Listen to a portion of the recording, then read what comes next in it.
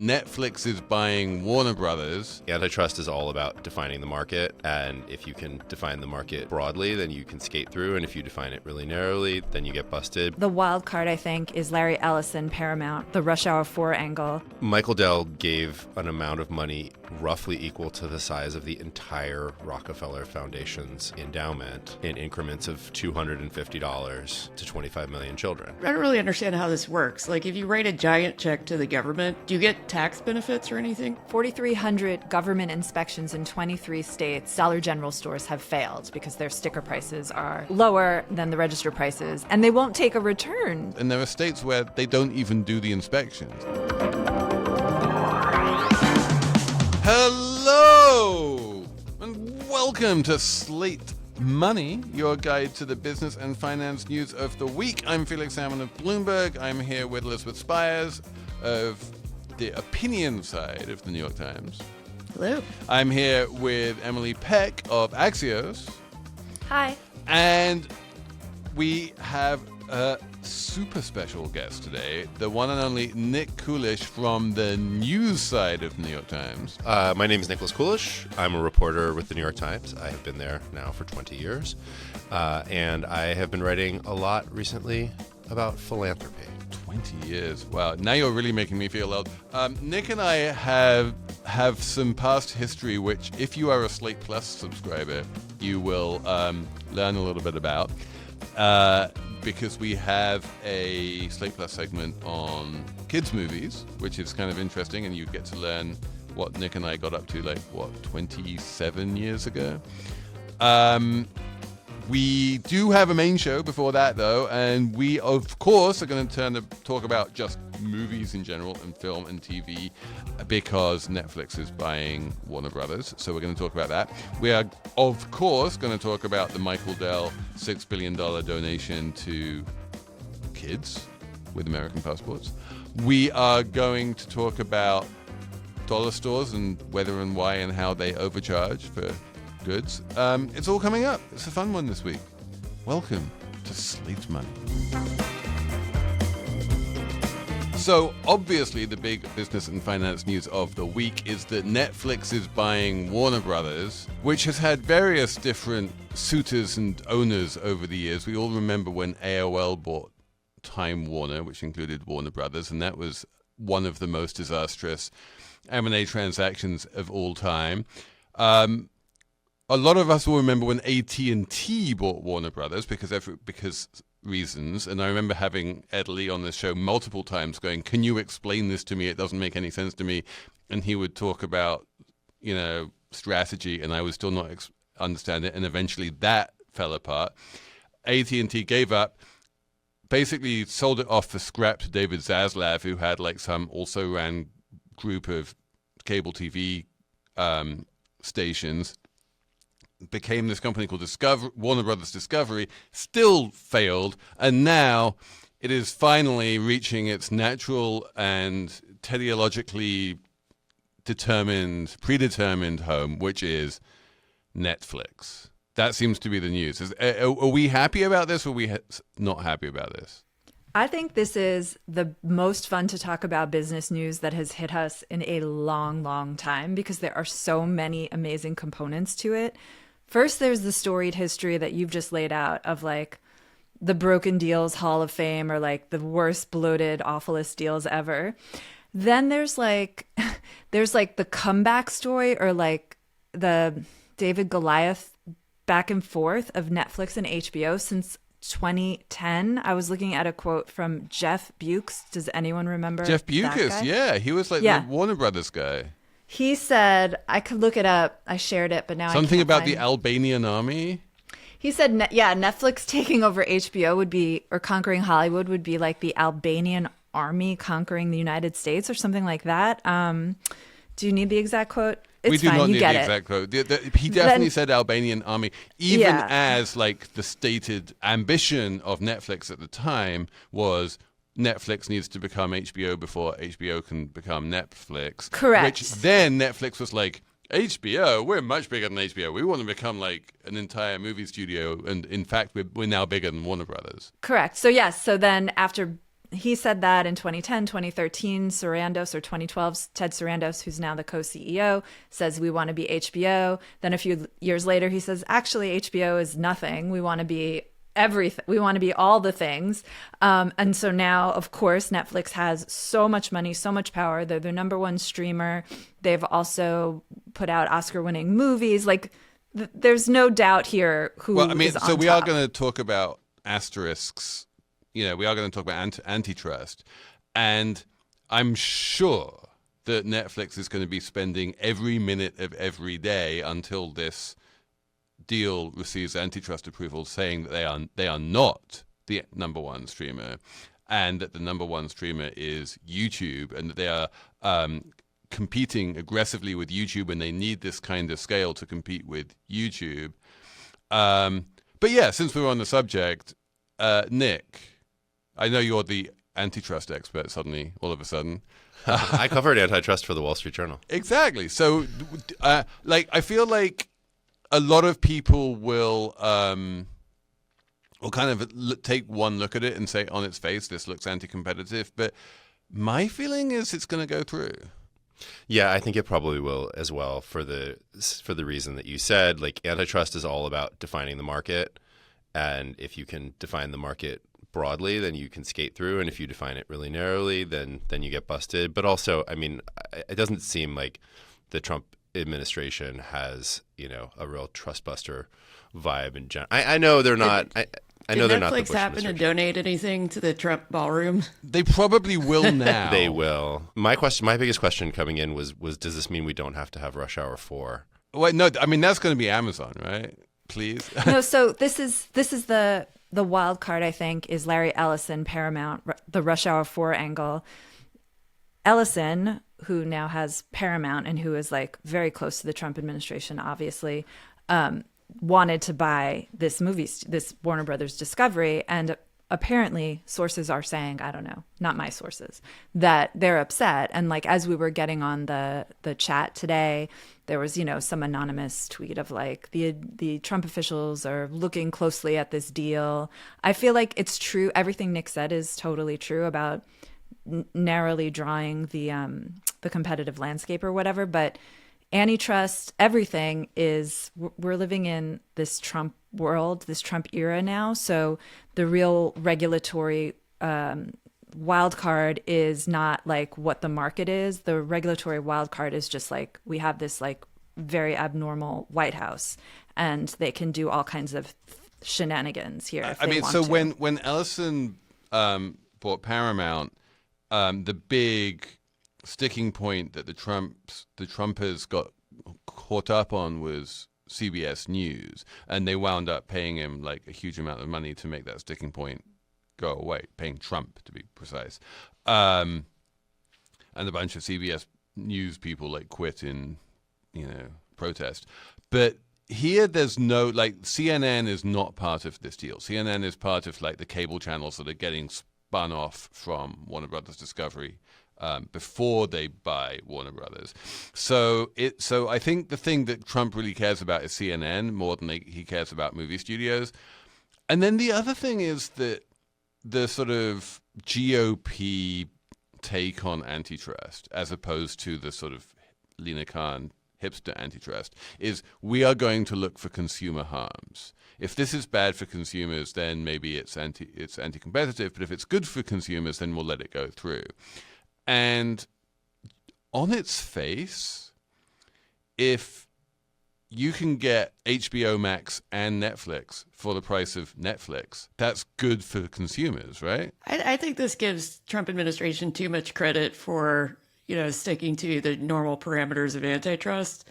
And I wonder how much of this is really going to be driven by the fact that he feels very aligned with David Ellison. Well, Comcast was the deal that he was most against, right? Like, he didn't want to see CNN and MS, falling into the same hands. But yeah, I mean, we're trying to predict how somebody's going to like wake up, what mood he's going to wake up in bed one morning, and whether he's going to, tweet out that he doesn't like the deal or not. Yeah, so. I mean, also the other thing is, I don't think that David Ellison has much sway in the White House. I think Larry Ellison has sway in the White House, and so we would need David to persuade his dad to persuade Trump, and that's just like one extra degree of separation, which I think what happened, by all accounts, all of this is very personal between David Ellison and David Zaslav, who's selling Warner Brothers.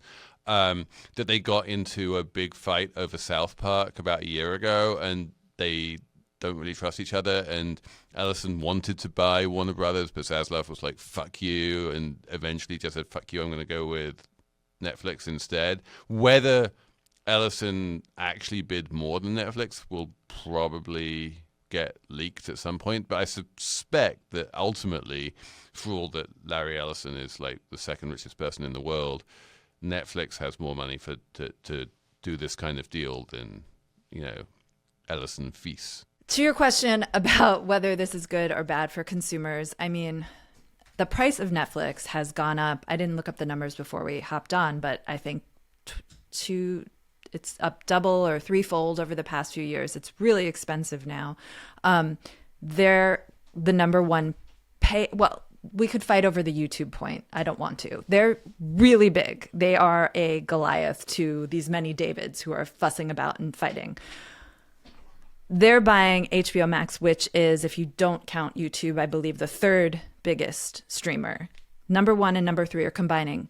Netflix said today that they're going to keep HBO Max, whatever they'll call it next. We know it's had many names. They're going to keep it separate for now, which means there's no like 2 for the price of 1 situation yet. God, maybe that comes. But Netflix will have all these amazing, they'll have Sopranos, they'll have Sex and the City, they'll have Friends, they'll have Succession, like Game of Thrones, like they're going to charge more. Like that is the future for consumers, more and more expensive streaming until we're way past where we were with cable when this whole mess started. So I don't think it's good there's less competition. That's not good for consumers. I just don't see this as an area where anyone ever competes on price. Like prices only ever go up. No one's like, use my streamer because it's cheaper. Everyone's like, yeah, what? I think temporarily though. Like Netflix has tried a little bit with its ad-supported tier, and I guess Amazon is kind of trying. But ultimately, these things are sold on the breadth of offerings rather than like we are cheap. Maybe, but I think, we're in a situation now in an economy where we're seeing consumer spending pull back and that could happen indefinitely. So maybe in the long run that's true, but I do think that people will pull back on things like subscriptions that are not, they don't consider pure necessities when the economy is doing badly. I think that's the vibe. I mean, last consumer spending figures I saw were pretty healthy. But it is stratifying.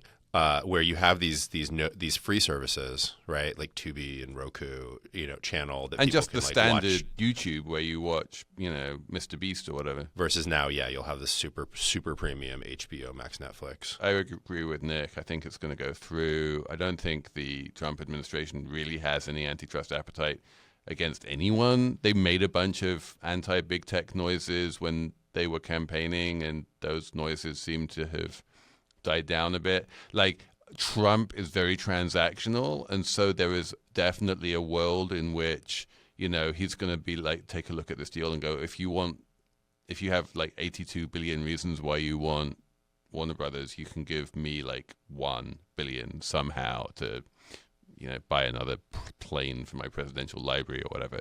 But like if he tries to get anything out of it, it's going to be like some kind of grift, rather than just stopping it because he has some noble reason why, he feels sorry for David Ellison, who, to be clear, absolutely no one feels sorry for David Ellison. He's probably never watched Netflix, I would bet, the president. It's entirely possible. He's just out there watching cable news. He's really he totally watches news shows. He is such a, your grandpa stuck in front of Fox News. That's all he watches. Hey there! Before we get back to the show, I want to tell you about The Slatest, which is Slate's daily newsletter that lands in your inbox every evening. It's written by Slate's editor-in-chief, Hilary Fry, and it is the perfect way to end your day a little smarter than you began it. Every issue pulls together the sharpest stories, the most surprising news, and the can't-miss Slate podcasts, including this one, plus smart analysis and a bit of well-earned distraction. From DC to Hollywood to the algorithm, the Slatist keeps you clued in to the world and to Slate. You can sign up right now at slate.com/theslatest. But yeah, we should also, because we have Nick Coolish on, talk about the other billionaire in the White House, Michael Dell. Well, weren't we going to say that Ted Sarandos is going to make a big donation to the Trump accounts? Exactly. Isn't that... So I mean, this is I was talking to my colleague John Others about this at Bloomberg, and he was like, the thing I don't get about Michael Dell is if you're going to make a $6 billion donation to anything, like the first thing you do when you make a $6 billion donation to anything is you put your name on it. And when Michael Dell set up, his computer company, he called it Dell. And now he has an investment bank, which is like his initials. But like, what's he doing with the $6 billion? He's calling it Trump accounts? He's naming it after Trump? But anyway, Nick, give us what happened and why is it interesting? Michael Dell gave an amount of money roughly equal to the size of the entire Rockefeller Foundation's endowment in increments of $250 to 25 million children, which is, I mean, just on its face is just really, really wild as a donation. Because we talk about the biggest donations of all time, and it's usually Bill Gates gave $20 billion to the Gates Foundation. It's just like moving money from column A to column B. But if you think of like a direct donation, meaning the money goes, from the billionaire to the recipient, I think this is the biggest one. I was thinking about this, and I would say that the Buffett donations to the Gates Foundation come close because they are not going into the endowment. They were all designed to pass through within a year. But as a single, but then that's being parceled out to like little different groups. And Warren Buffett has obviously given away more money, more generously than Michael Dell. Mackenzie Scott has given away more money total than Michael Dell. But it is an absolutely massive donation. The other thing that it reminds me of, because it's so political, because it's going to this insanely politicized entity. And since we're talking about AOL Time Warner, it reminds me of Ted Turner giving $1 billion to the UN a million years ago. Well, I mean, it's interesting. So I talked to Michael and Susan Dell about this, and I noticed something, which was that they never called them Trump accounts. They called them Invest America accounts throughout the interview, because they've been pursuing this idea since 2021. And they kept saying, we took this to the Biden administration. We talked to Cory Booker, about this, and Ro Khanna, and like to them, this was like a good idea regardless of administration.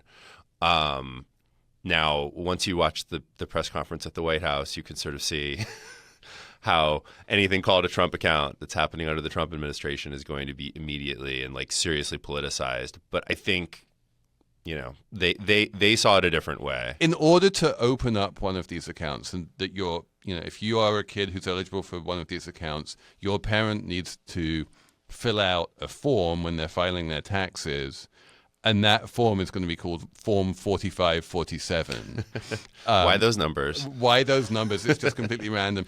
Like, obviously, Trump has done an incredibly good job of making this all about him, even if the Dells didn't particularly want him to. And they were perfectly happy to trek to the White House and do the press conference at the White House, and give him all of that, positive publicity at the same time. It's interesting. I wrote a story late last week. I was speaking to the Republican lobbyist Matt Lira, who's behind the push to get these into the big beautiful bill, the Trump accounts, and they were originally called Invest America accounts when they were pitched in the Biden era, and then even up until the last minute with the bill, and then they changed it to Trump accounts for obvious reasons. But he was saying that there's this now, there was before this week, a shift where companies, lawyers, policy people are trying to call the accounts 530A accounts, because that's the section of the bill that they're in, 530A.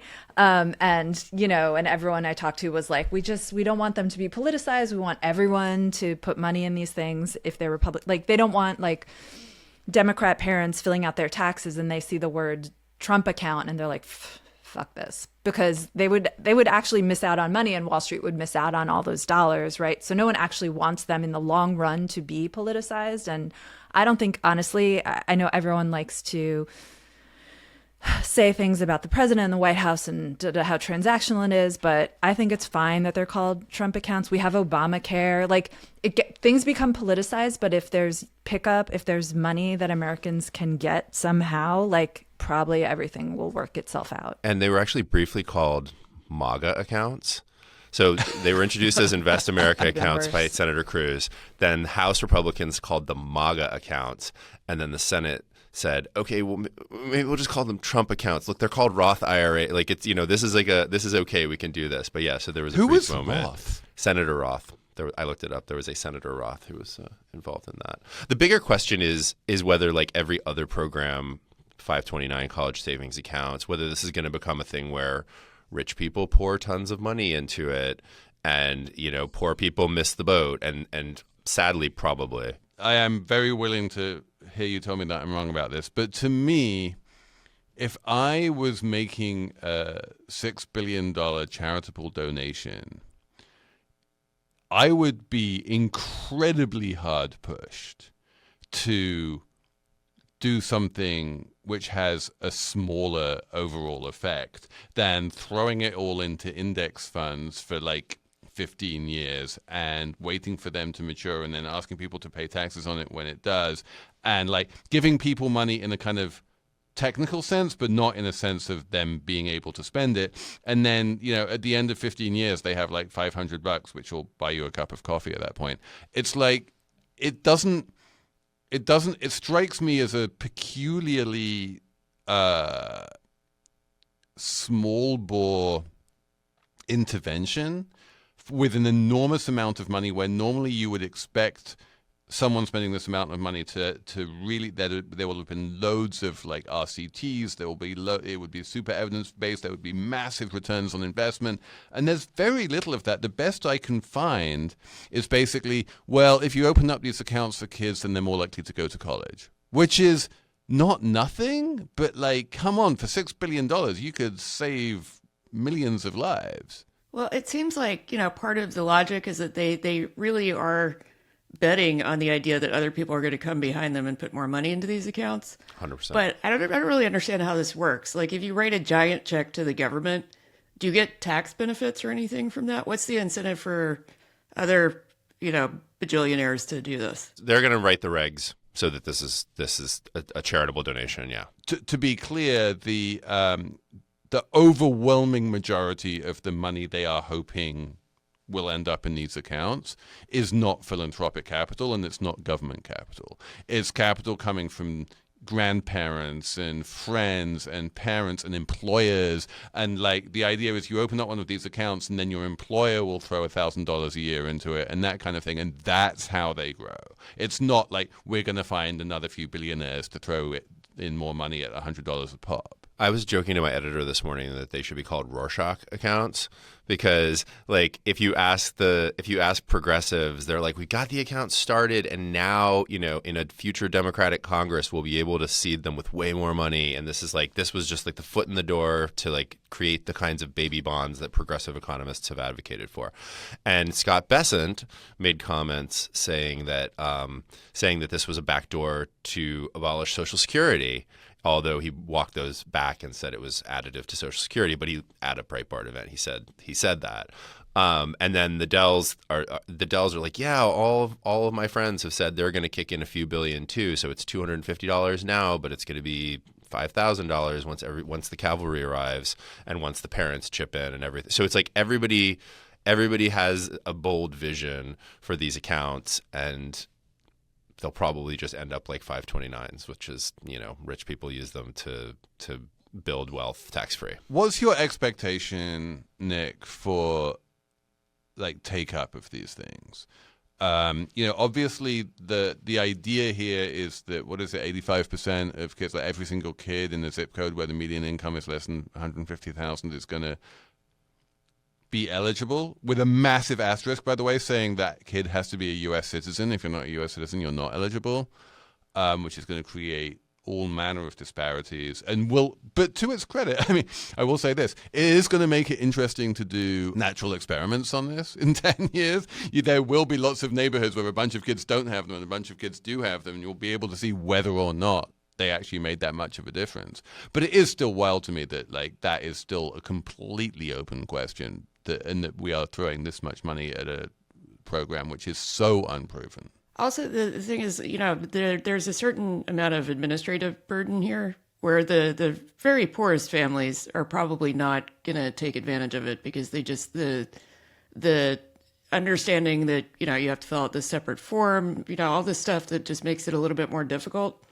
I think is going to mean that it's mostly going to fund middle class people. I think mostly is maybe stretching it depending on how you define middle class. But yes, I think the people, it's not going to reach everyone, and the people it doesn't reach are going to be mostly the poorest, and obviously anyone whose kids are not U.S. citizens. And I do wonder about that. Is there a world, Nick, where a Democratic administration can come in and fix that? I think anything is possible that way. It's all a matter of how easy you make it or how automatic you make it for people to enroll. I think that's the real. So many different kinds of studies show if you wait for people to opt in. Or make it hard for them to opt in, then it kind of never works out. And if you kick it off and get it started, and that's I think Michael Dell deserves some credit here, even if you don't like the name Trump accounts, even if you don't agree with the administration.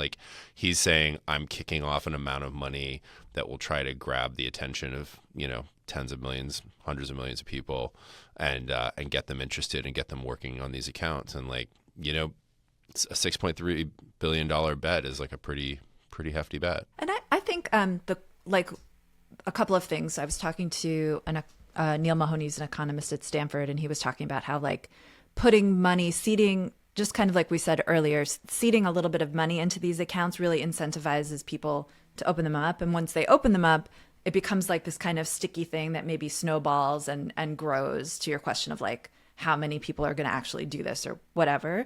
So, okay. But then I was thinking about 401ks and how they have become huge. I don't need to give you any more information on that. We all know this. But they were just an afterthought thrown into a bill that these accounts were created. But then employers were like, hang on, pensions are really expensive. This 401k thing looks interesting. They had a huge incentive to offload pensions into 401ks and build out that whole world. And then obviously Wall Street, the whole industry had an incentive also to make 401ks huge. So there was a lot of momentum coming from that. But with these accounts, I'm what's the momentum? It's not the same thing. Employers and employees don't care that much. It's a nice add-on benefit, but it's not workers are clamoring for this. I need to ask you, I think the really important question here, and I genuinely don't know the answer, is the reason 401ks took off is because you put pre-tax money into them rather than post-tax money. If I'm pretty sure, just correct me if I'm wrong here, but if I want to give my niece $300 for her Trump account, that's post-tax money. So at that point, the incentive that you see with the 401ks is just not there. But employers, if you're getting your money for your Trump account through your company, that comes in pre-tax up to $2,500 a year. They can do the same. Instead of giving you, they can give you X to your 401k and then Y to your Trump account for your kid or for yourself if you're a kid. If you're 17 and you work some job and for some reason they want to give you that money. And this is where it gets a little weird is they've been touting how they're going to close the wealth gap because companies like Microsoft and NVIDIA have said that they're going to donate to their employees' children. which Oh, that'll do it. Yeah. Those poor Microsoft and NVIDIA employees are really struggling. Well, no, the employees are struggling because they're working very hard, Emily, and their kids don't see their parents, but at least the kids will now have $500 on top of the $50 million that their parents have. And then at the White House press conference, Ted Cruz said that a single mother earning a living waiting tables could put $5,000 a year into their child's. Sorry, Emily, I wasn't actually trying to create a real spit take, but this is true. And then that child would have it with something like $700,000 when they were 25 or 30 or something. It's so easy. Yeah. He went to Harvard. I wrote about this a little too this week. There's just this like big push for the past decades to sort of put the safety net on people, on individuals, to save for their retirement, to save for their health care. Earlier this year, I wrote about there's this Republican effort, mostly now, to do what they call portable benefits, which is like instead of giving you sick days or sick time, your employer gives you a few $100s a year to pay for a sick day if you want to take it off, and you put it in a savings account, and they call those portable benefits. And now we're seeing with the fight over Obamacare subsidies, there's a lot of talk of healthcare savings accounts, which already exist, but they're like, we'll make them even better. And I feel like this is just like the latest, move in that direction. Like you said, Nick, like to the point where there has been some chatter from the Treasury Secretary about making these a substitute for Social Security. So the question then arises, if this is all part of this kind of libertarian privatization of the welfare state, how would they ever a progressive idea to begin with? Well, I've actually been talking to the people who came up, talking in one case and emailing in the other because he had a painful oral surgery apparently. But these two economists, like one at Duke and one at the New School here in New York, were looking at the wealth gap and specifically the black-white wealth divide. Kind of in the wake of the Great Recession and sort of as the understanding shifted from income inequality to wealth inequality and how important that was. And so they came up with sometimes they're called child savings account. Connecticut has a version of this where every child who I think is, Medicaid born, gets a couple of $1,000s in an account. And so the version that they helped Cory Booker put together is every child born gets $1,000 in their account, like the Trump version for the next 4 years. But then children under the poverty line get $2,000 a year until they turn 18. Children at twice the poverty line get, it was like $1,500, 3 times the poverty line, $1,000. And then once you're at 5 times the poverty line, you don't get anything. So it was incredibly progressive, and it was intended to, with compounding and so on, mean that poor children, as defined by the federal poverty line, would have like $50,000 when they graduated from high school.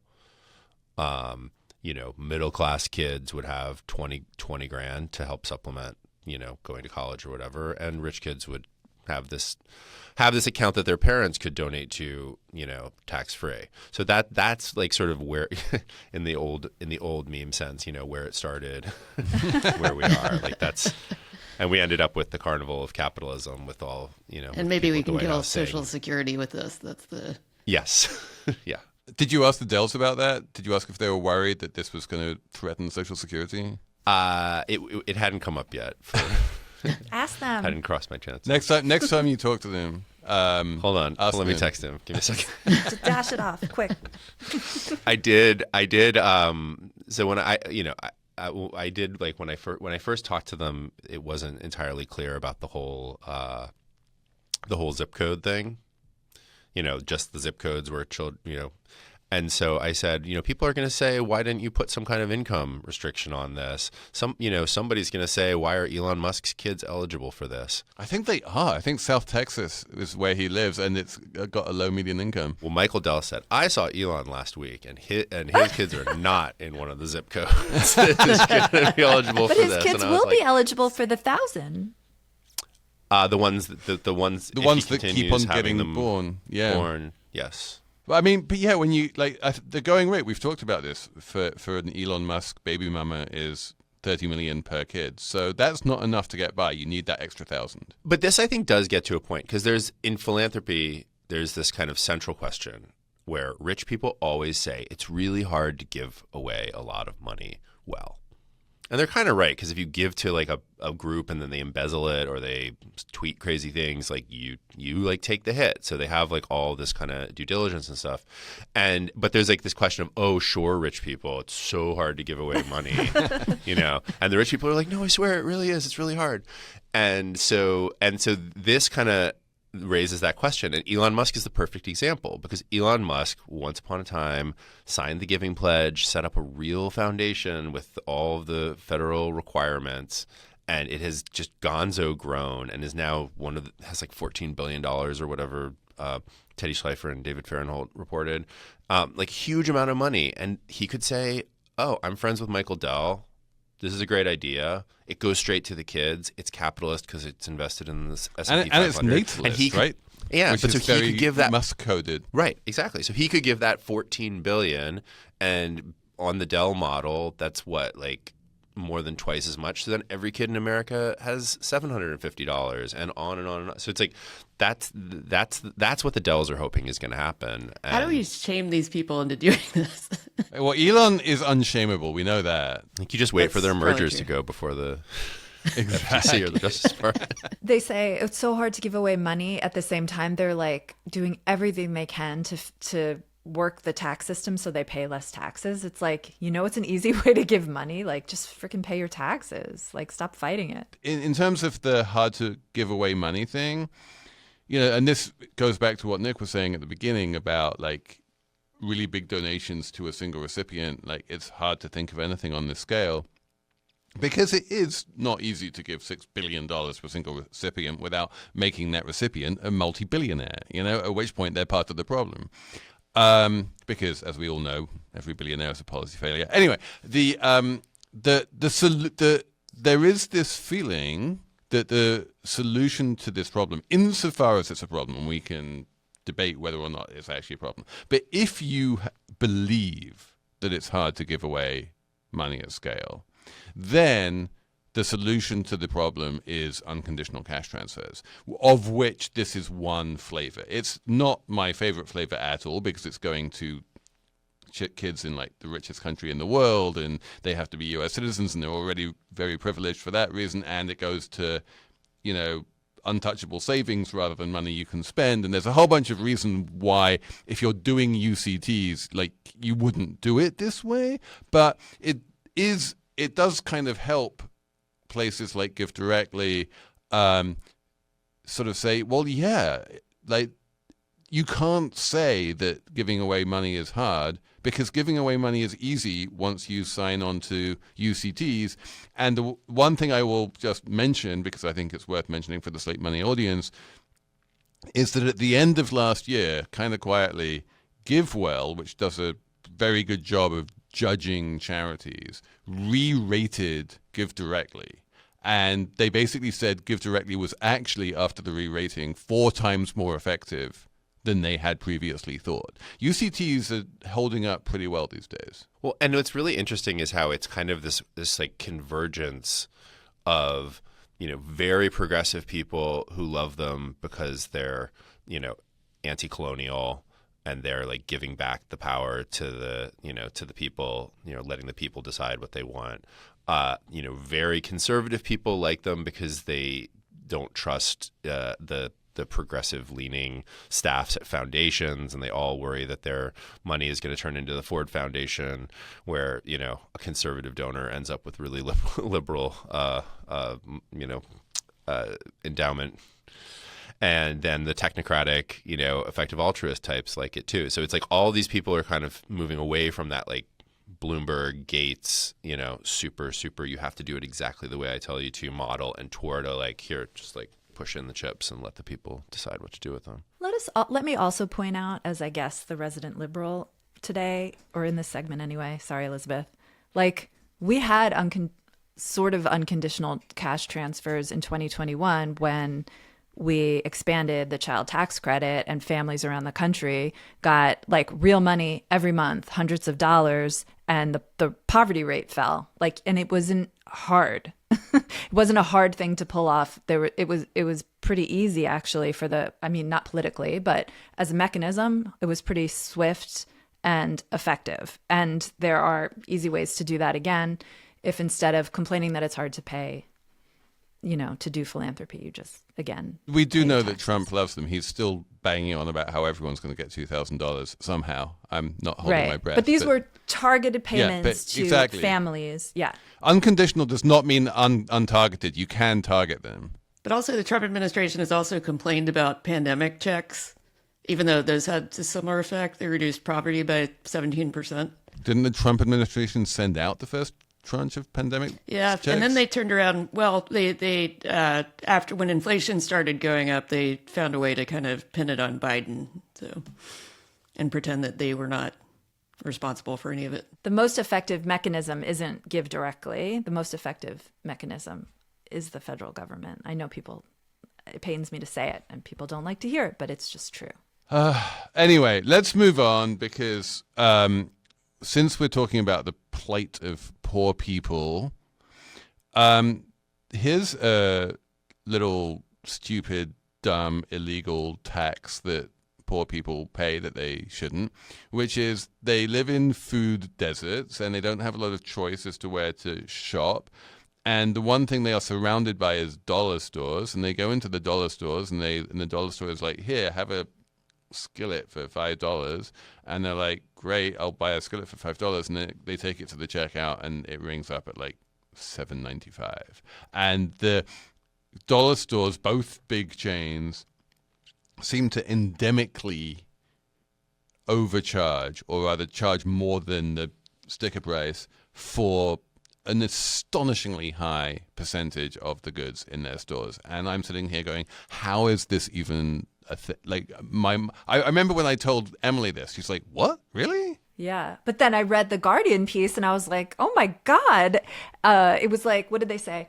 4,300 government inspections in 23 states. The dollar stores Dollar General stores have failed because their sticker prices are lower than the register prices. And then the customers that catch it, they'll complain, and the staff often says there's nothing we can do about it, and they won't take a return. Yeah, my favorite one was like, oh, you should have told us before you left the door, but since you found out after you left the door, we can't do anything about it. Like, what? Yes, you can. Also, what's crazy about this is that it is directly a labor problem as much as it is, the company's not prioritizing this, because when you have one staffer in the entire store and they change prices as frequently as they do, there's just no way to relabel everything and then make sure it's accurate. Elizabeth, yes, there is. It's the thing that Target and everyone else does, which is just have like e-ink prices rather than paper prices. I think but Felix, the whole dollar store shtick is that they don't have the scale of technology and they're not willing to invest that way. I don't think that having e-ink prices is like an expensive thing that they can't afford. Like that is now cheap. The reason they don't do it is partly because they want to have like big flashing signs saying like 3 for $5, and partly because I think they want to get away with mischarging. Also interesting, producer Jessamine included a piece in our prep about Kroger from Consumer Reports, which was an excellent story. And Kroger also has a similar problem that's been called out by attorneys general around the country, and consumers have complained about, where in their more understaffed supermarkets, they don't change the prices frequently enough, and people are getting overcharged quite often as well. And they have so no I wonder, excuse. how many other, I bet it's not just dollar stores. I bet it's not just Kroger. I bet it's more than that. I have been noticing this at my grocery store in Brooklyn recently, and I was like, wow, this just suddenly keeps happening a lot. And when I read this article, I thought, oh, tactic, not just mistake. Yeah. Yeah. I thought the Guardian piece was amazing and stunning. And the fines are so small compared to the excess profits, and it's all done on a state by state basis. And there are states where they don't even do the inspections. There are states where they're like, well, it's on the consumers to care about this, and it's not our problem. Yeah, and pricing is so much more dynamic now, which we've talked about so many times on the podcast before. But we usually talk about it as an online issue. Like with Amazon, if you subscribe to paper towels at $10 a pack, you don't even notice. And I don't think they always tell you when the paper towel pack goes up. Things are just changing all the time. But with this, it's brick and mortar, and you would have thought it would be more, it would be less susceptible to that kind of problem. Yeah, it even happens. It's happened to me with Uber, where they're like, this trip is going to cost $37, and then you do the trip, and then you get billed late, and then they're like, oh, sorry, it went up to $57. And you're like, what? Yeah, it seems bad. And I don't know, everyone's talking about affordability these days, and we know that inflation we don't want it to go negative or anything like that, but it seems like an effective way to cut costs for people would be to just make sure companies they charge you what they say they're going to charge you. Like, that seems pretty much like a good idea. And it is the law. I mean, they are legally obliged to do that. But we're in this kind of bizarre laissez-faire world where it seems that the cost of breaking the law on this kind of thing is negative increasingly. So not that we like to give advice, but I think the advice here is like, keep your eye on the scanner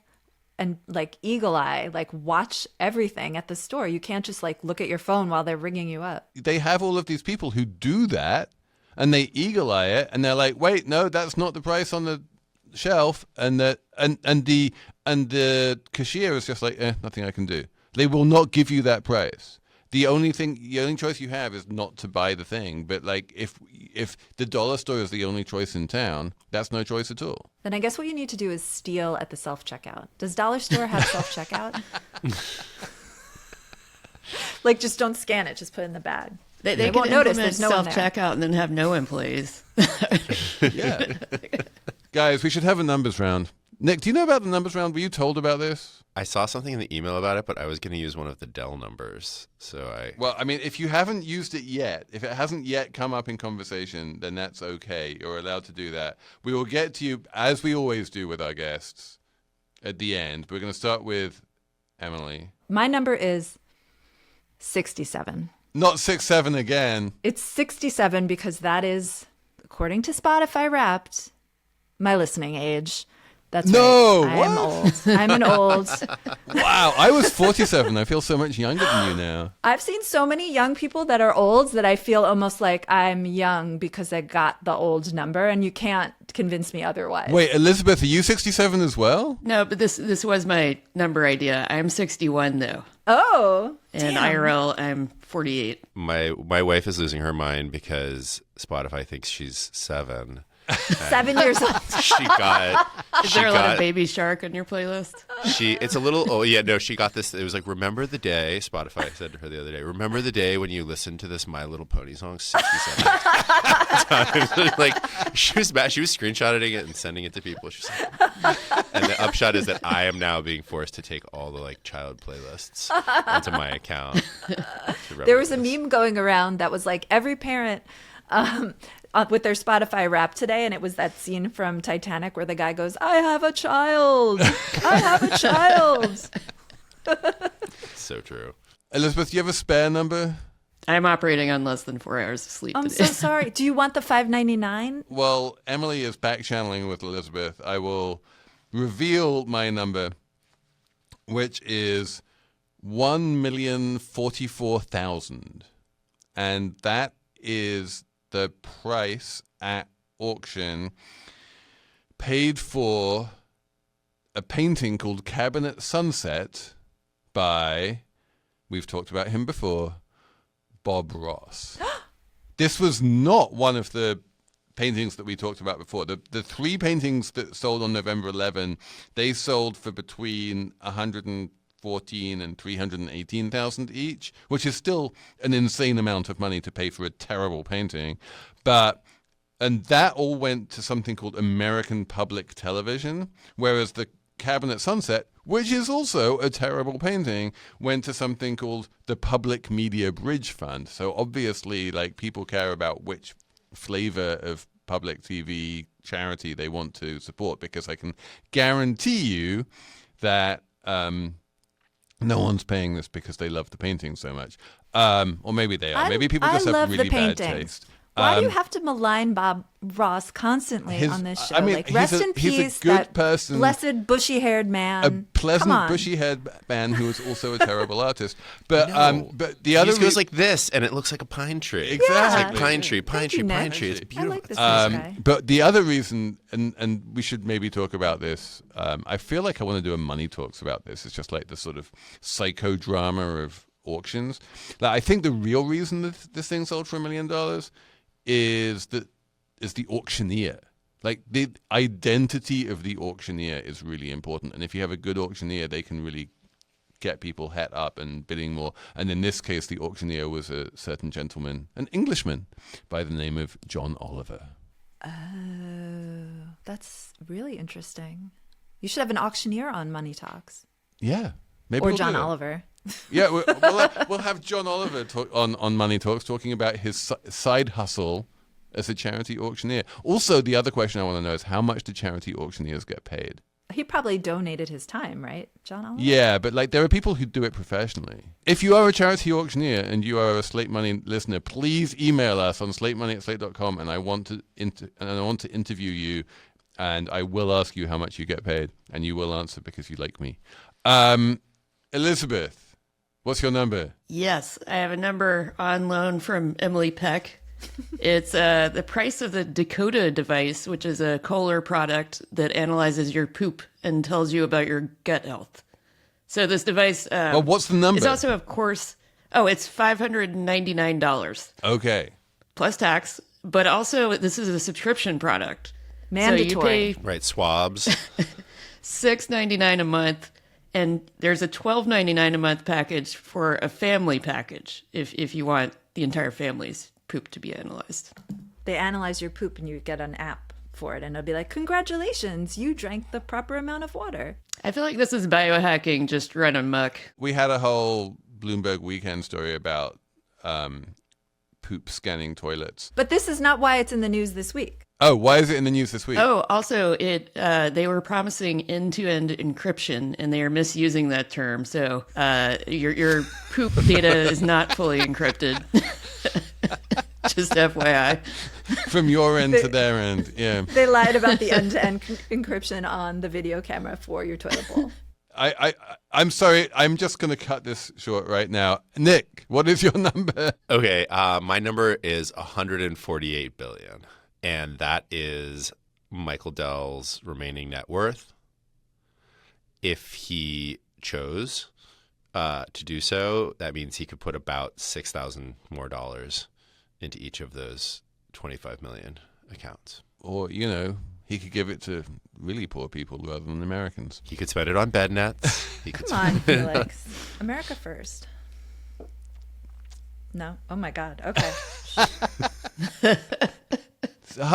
That's why he can afford to give away $6 billion is because he's worth $148 billion. And it's like it will make precisely zero difference to his life in any way, shape, or form beyond he's now, buddies with Donald Trump, which has got to help somehow. Didn't you say in your story, like his wealth made $6 billion? Didn't I read that somewhere this year alone or something like that? Like Yeah, I he's think generating it's like a quarter of what he made in the last 12 months or something. Well, there's like the made versus like what the value of his stake in the company went up, which is never the same thing. I mean, I haven't tracked this down exactly, and now I'm saying it in front of people who work for Axios and Bloomberg, but like I'm pretty sure like he had this investment in like VMware that got like turned into Broadcom, and then like the company got a lot of money from the acquisition, but then he personally got a lot, and I think there's some way where like there's like an actual transaction that like left him with like a bunch of money, and that I think if you do an old-fashioned Homeland, yarn chart on the wall,